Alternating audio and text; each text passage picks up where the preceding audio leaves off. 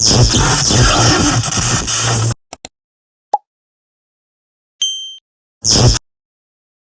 rise of Joy at Future Corp. It all began on Joy's first day, at her interview for a position at Future Corp. She was eager, dressed neatly in a white casual dress.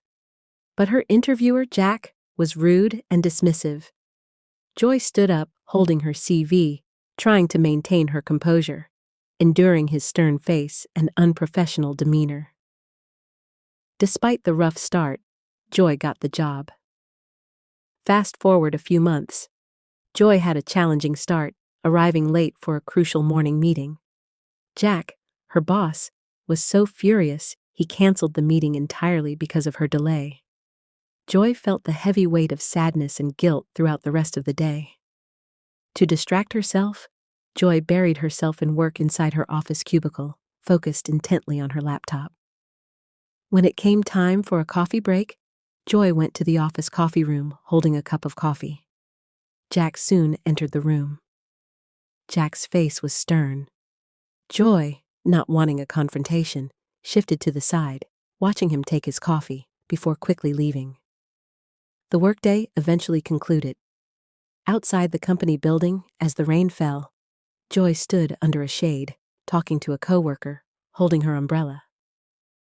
Joy then waved goodbye to her coworker as a taxi pulled up close to her. Joy entered the back seat of the taxi and watched the evening view with the rain streaking down the window. The taxi eventually stopped at her building complex. Joy quickly stepped out of the taxi, which drove away, leaving her standing outside the building. She went inside, trying to unlock her apartment door, which had her flat number written on it. Once inside, Joy entered her cozy, modern living room with a warm setting, still in her work clothes. She then retreated to her room, a cozy space decorated with LED lights and a mirror. She took off her pink suit, revealing a white inner shirt. She then went into her bathroom, wearing a robe, and stood in front of the LED-lit mirror to apply a face mask. After a moment, she bent to wash her face. Refreshed, Joy returned to her room, changed into nightwear, and lay on her bed, scrolling through her phone before finally closing her eyes to sleep. The next morning, Joy sat up in bed in shock. She was late for work again.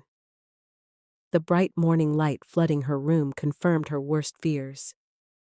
She hurried to the bathroom, brushing her teeth frantically. Dressed quickly in a blue office dress, Joy rushed to lock her apartment door. She ran outside her complex, hailing a taxi in the bright daytime.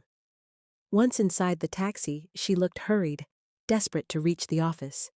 She sprinted through the front of her office building, but it was too late. Jack was waiting for her. Jack was shouting at her, furious that she was late by just 3 minutes, and immediately began firing her. Joy tried desperately to explain. Suddenly, a tall, muscular man in a suit entered the office. It was Ben, the owner of the entire company. He placed a hand on Joy's shoulder and asked Jack, "Why are you shouting at my daughter and firing her?" Jack was stunned and speechless, unable to provide a good answer. Joy, however, found her voice. She spoke up, recounting how Jack had treated her during her interview and how his rudeness and unprofessional conduct had persisted ever since. Ben, listening to his daughter, made a swift decision and fired Jack on the spot. Jack, humbled and defeated, began packing his personal items in his office. As Jack was leaving, Joy, showing her true character, held him back briefly and told her dad to pardon him.